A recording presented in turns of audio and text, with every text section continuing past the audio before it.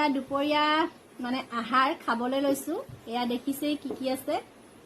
এয়া এইফালে হৈছে ভাত, জলকীয়া আৰু এয়া হাঁহৰ মাংস, কোমোৰা আৰু এইফালে চাটনি, এইফালে পিঁয়াজ, এইফালে মানে কাজি নেমু। আৰু এতিয়া আপোনালোকে খোৱা বোৱা কৰিলে নে দুপৰীয়া বাৰু? মানে দুপৰীয়া ৰাতিপুৱা আমাৰ একেলগেই হয় বাৰু। এতিয়া প্ৰায় 11টা বাজিছে আৰু এয়া দুপৰীয়া ভাত মুঠি খাবলৈ লৈছোঁ। আপোনালোকে খালে নাই জনাব আৰু মোৰ মানে ভিডিঅ'টো চাই, খোৱা ভিডিঅ'টো চাই আপোনালোকে এনজয় কৰক। আপোনালোকৰ ভালেই নিশ্চয়, আমাৰো ভালেই। এয়া খাইছোঁ। এইয়া হাঁহৰ মাংস হৈয়ে গৈছে।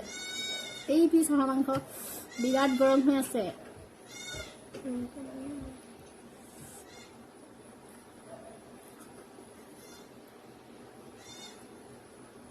বঢ়িয়া। ৰ'বা,